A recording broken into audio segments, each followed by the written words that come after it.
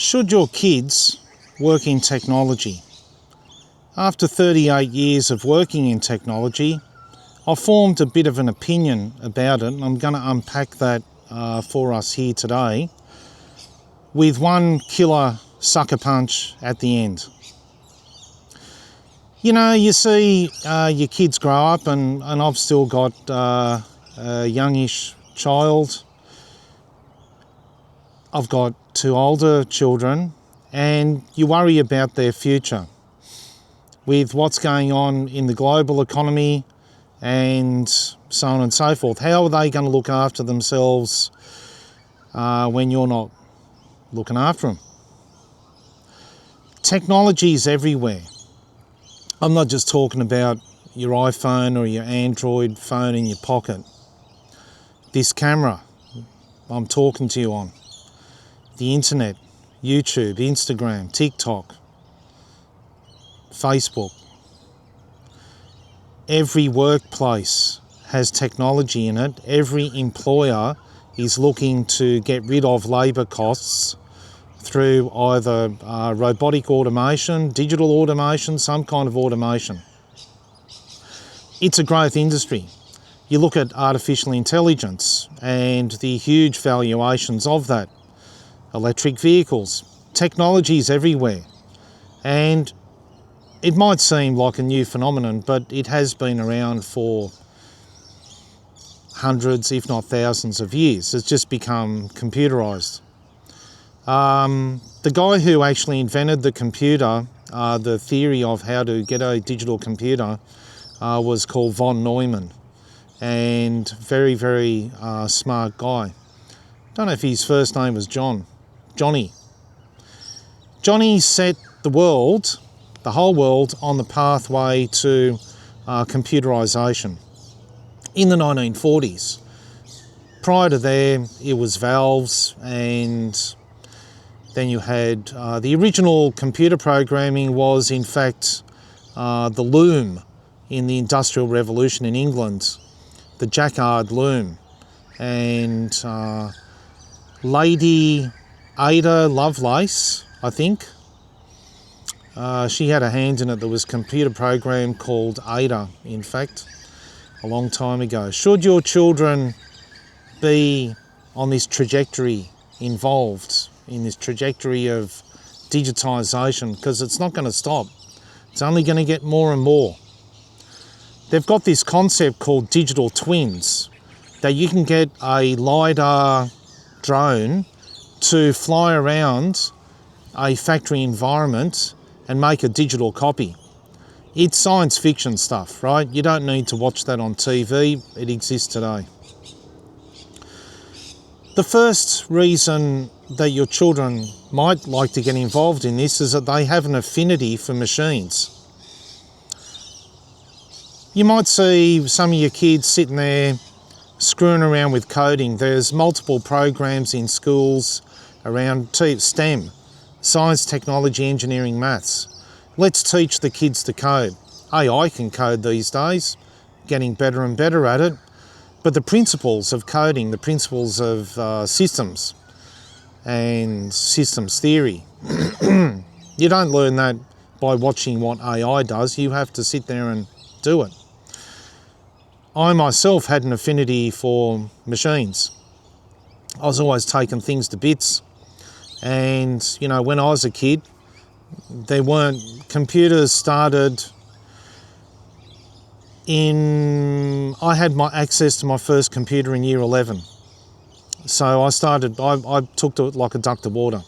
And that was 1983.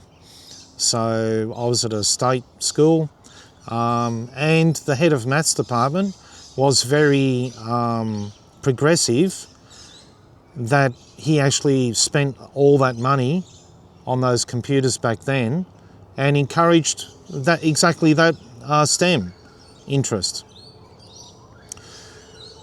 I got the top marks in the computing class, and we were using punch cards back then, and logic flowcharts. I found the whole thing very interesting. If your child is like that, that's a good sign that they might have a successful career in technology. The other sign that they might have a successful career in technology is that they get bored easily. And I'm point in case. I get bored incredibly easily. Less so now, I'm 59, but certainly when I was younger and all the way up to my 40s, I just had a thirst for knowledge. And what happens in technology, it's continually making itself redundant. The technology from 2 years ago, some standards still apply, of course, many standards. The OSI networking model, HTTP protocol, HTTPS, FTP, FTPS, SFTP. The list goes on. There is literally tens of thousands of acronyms, right? If you get bored easily and you love learning, you will be a good fit for a career in technology, because it continually reinvents itself, so you need to be continually learning. It's not like that's the flu and that will be the flu for the next 2,000 years, or that's a microbe, or that's a tree, that's a eucalyptus tree, that's a koala bear. It changes so rapidly that part of the reason for getting paid so well, which is another good reason to do it, is that you need to keep up with it. The last reason for having a career for your children in technology is that you have a good memory. I have an excellent memory. I remember most things autonomically. So I don't have to put effort into memorising things that much. Maybe I did at the beginning, but it becomes a skill. Memory is a skill. Have you seen those dudes on YouTube who say you can improve your memory in 50 days or something? You have to practice this skill. Working in technology forces you to practice the skill of memorisation. When you're in a meeting, when you need to come up with advice, they don't give you 8 hours to reference everything carefully.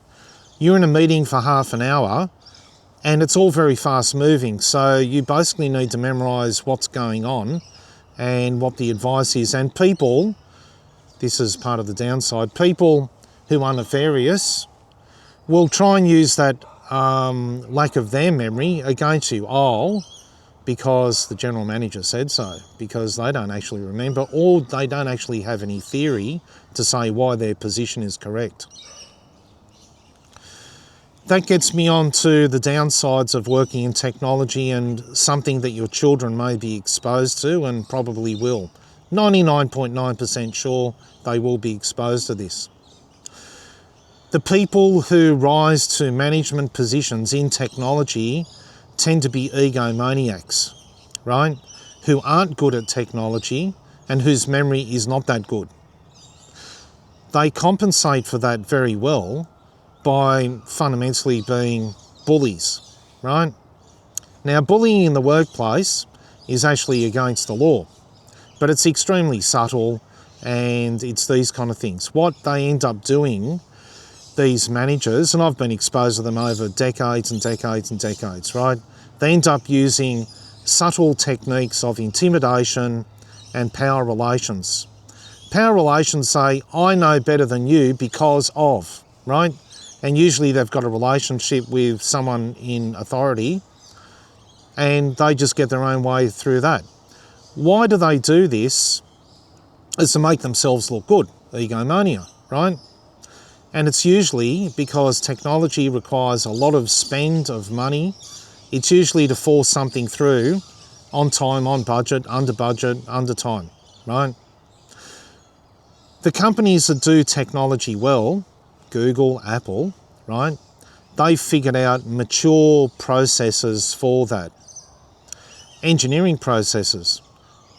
They probably still have this, but in Australia in particular, I've been exposed to decades and decades of this lack of process, lack of maturity. It's what it is. You develop techniques over time to compensate, but it's always there. And funnily enough, if you're in medical fields, medical professionals have differences of opinion as well, but they have a lot more data and a lot more precedents, same as in the law or accounting. So part of technology, why it sucks, and why it can suck, is that it's not really a profession. It's not a trade either. It's somewhere in between, an art and a science, something between that, right? The second reason to not get involved in technology for your children is that if they are more interested in people and animals and the natural environment, it's going to do their head in.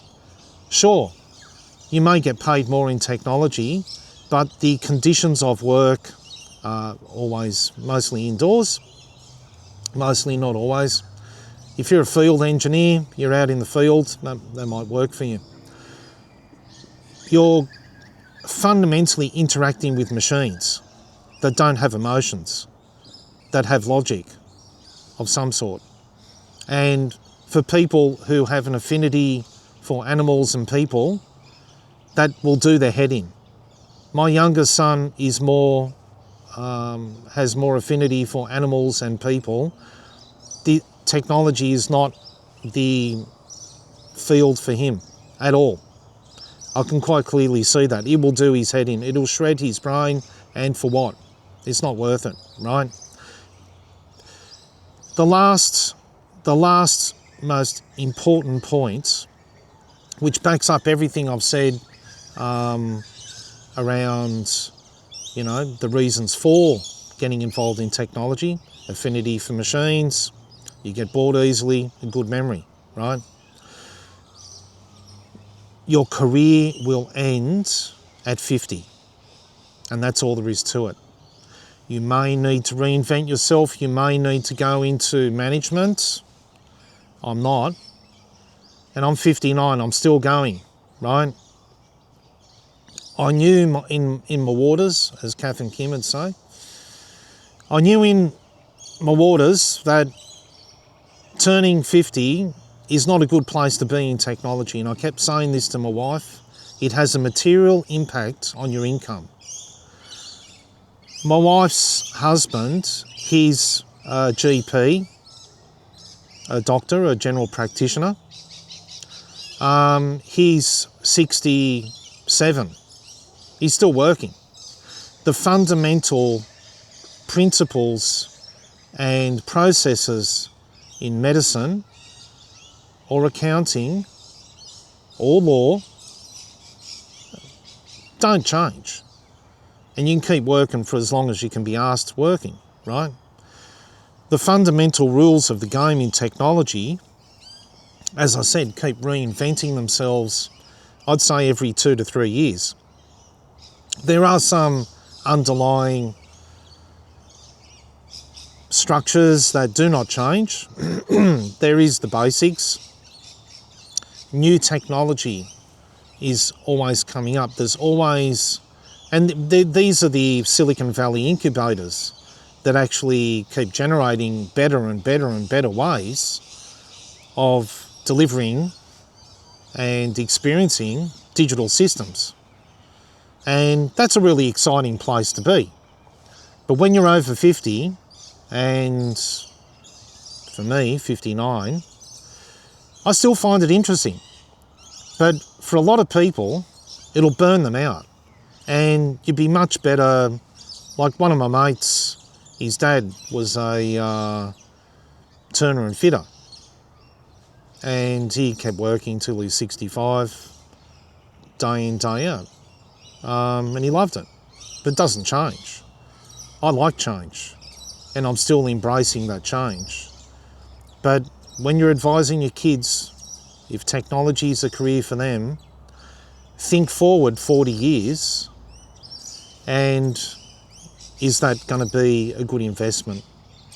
Particularly if you can't earn money and you live in Australia, which is an expensive country. 50 isn't enough time to make enough money to live on.